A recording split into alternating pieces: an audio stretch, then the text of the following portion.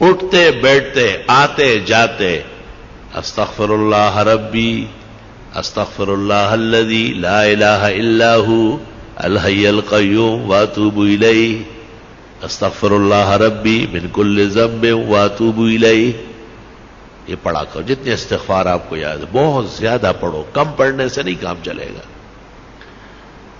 کیونکہ دنیا کی تمام تکلیفیں، رنج اور غم، صدمہ اور مصیبت، فتنہ اور پریشانی سورت انفال میں ہے. استغفار سے ختم ہو جائے گا. استغفار ہمیں کرنا چاہیے. پیرانی پیر شیخ عبد القادر جیلانی نے ایک موقع پر لکھا ہے کہ جن کو استغفار کا پتہ ہے اور پھر وہ پریشان ہوتا ہے، فرمایا بہت بڑا کذاب اور جھوٹا ہے. یہ تو خدا کا فیصلہ ہے کہ آپ استغفار کریں، میں پریشانیاں دور کروں. اب یہ کہ ہمیں محبت چاہیے، آرام چاہیے، عزت چاہیے، حلال دولت چاہیے، وقار چاہیے، حفاظت چاہیے، خدا تیری نصرت چاہیے، بندوں کے ہر شر فساد سے بچت چاہیے. اس کا ذکر اللہ نے سورت نوح میں کیا ہے 29ویں پارے میں کہ یہ بھی استغفار سے ہو. لے سارا کام استغفار سے ہو رہا. علماء نے اس طرح ایک مثال دی کہ اگر فرید گنج شکر ان کے شیخ قطب الدین بختیار کاکی، ان کے شیخ معین الدین چشتی اور ان کے شیخ عثمان ہارونی اور ان سے بھی بڑے شیخ عبد القادر جیلانی اور سید علی حجویری داتا گنج بخش اور حسن بصری اور علی مرتضی اور چاروں مقرب ملائک، ان سے بھی آپ وظیفہ مانگے. استغفار سے بڑھ کر کوئی وظیفہ نہیں دے. سب کا اتفاق استغفار پر ہوا. استغفر اللہ ربی من کل ذنب واتوب الیہ استغفر اللہ الذی لا الہ الا هو الحی القیوم واتوب الیہ. اب ایک آدمی استغفار کر رہا ہے اور وہ فائدہ محسوس نہیں کرتا تو قرآن تو سچا ہے، ہمارا ایمان ہے، اس میں کوئی کمی ہے نا. وہ عورت نے وہ چاند دیکھا ایسا چاند کی طرح تو انگلی کے ساتھ کوئی چیز لگی تھی نامناسب، کہنے لگی چاند تو بہت اچھا ہے لیکن بدبو آ رہی. تو بدبو تو آپ میں ہے، چاند میں تھوڑا ہی ہے. اب اپنے آپ کو اس معیار پر لانا ہے کہ ہمیں استغفار سے وہ فائدہ پہنچے جو اللہ تعالیٰ نے سورت انفال میں بیان کیا ہے. وما كان الله ليعذبهم وانت فيهم وما كان الله معذبهم وهم يستغفرون. ایک ایسی نیکی اور ایسا عمل جو نبی کے برابر ہو یا نبی جیسی رحمتیں مل جائے، قرآن کی اس آیت میں ہے جو میں نے پڑھی کہ وہ استغفار کا عمل. یا تو نبی کی وجہ سے بچت ہے یا استغفار سے بچت. خوب استغفار کیا گیا. بعض راتیں مناؤ باقاعدہ، بعض اوقات منا لو کہ بھئی میں سحری میں اٹھوں گا اور سورج نکلنے تک استغفار کروں گا،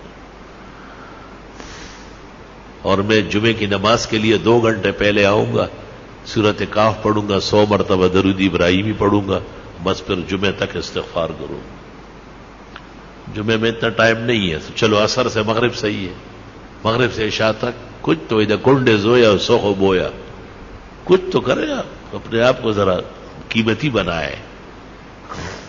جتنی خوشیاں چاہیے، جتنے آرام اور راحت چاہیے، جتنی عزت چاہیے، اللہ تعالیٰ سورۃ نوح میں فرماتے ہیں فَقُلْتُ اسْتَغْفِرُوا رَبَّكُمْ، استغفار کرو وہ مل جائے گا، سب عطا ہو جائے گا.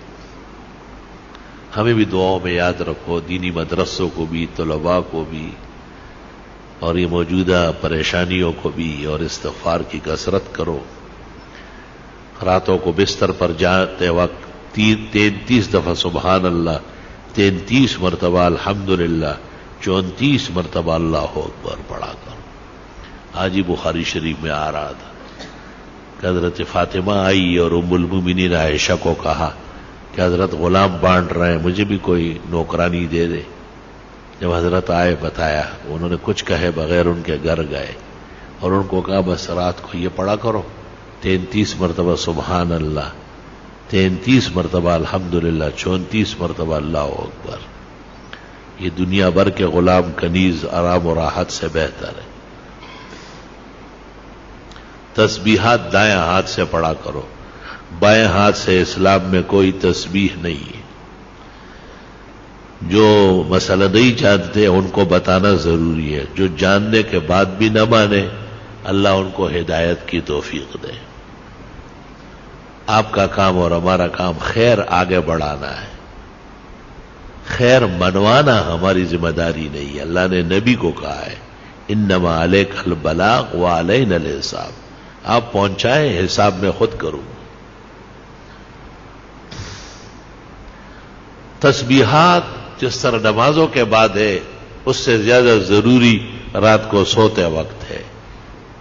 بہتر ہے کہ باوضو ہو، بہتر ہے کہ پاک کپڑے پاک جسم ہو، بہتر ہے کہ بستر بھی صاف ستھرا پاک ہو، سفید پاک چادر بچھاؤ اس پر. بستر پر آنے کے بعد اگر کوئی حرج نہیں ہے، گرانی نہیں ہے، تو سورت الف لام میم سجدہ ایک بار اور سورت ملک ایک بار ہر رات کو پڑھنا سنت طریقہ ہے. قیامت کے دن شفاعت آسانی سے نصیب ہو جائے گی. قیامت کے دن کی تپش نہیں دیکھے گا، محسوس بھی نہیں کرے گا. لوگوں سے پوچھے گا کہ وہ قیامت کہاں ہے، وہ تکلیف کدھر ہے. فرشتے کہیں گے چل چل الف لام میم سجدہ اور سورہ ملک جو پڑھتے ہیں ان کو نہ قبر میں عذاب ہوتا ہے نہ میدان حشر میں ہوتا ہے. یا رب تیری کتنی عنایات و احسانات. اورنگزیب عالمگیر نے جو قرآن شریف لکھا ہے تو الف لام میم سجدہ اس پر بھی لکھ دیا 21 پارے میں کہ رات کو سوتے وقت الف لام میم سجدہ اور ملک پڑھا کرو. پھر 29 پارے میں جب سورت ملک آئی پھر لکھنے لگا تو کاتبان جو بیٹھے تھے انہوں نے کہا حضرت یہ لکھ چکے ہیں وہاں. کہا آرام سے رہو، وہ الف لام میم سجدے پر لکھا، یہ سورت ملک پر لکھا. اور حدیث شریف لکھنے کے بعد لکھ فرمایا بس اورنگزیب کا یہی مقصد تھا کہ یہ لکھا ہوا قیامت تک رہ جائے، شاید کوئی عمل کر کے اور مجھے بھی قبر کے عذاب سے اور جہنم کے تپش سے اور قیامت کی پریشانی سے اللہ تعالیٰ نے نجات نصیب فرمائے. الحمدللہ رب العالمین. اللہم صلی وسلم علی النبی وعلی آلہ واصحابہ.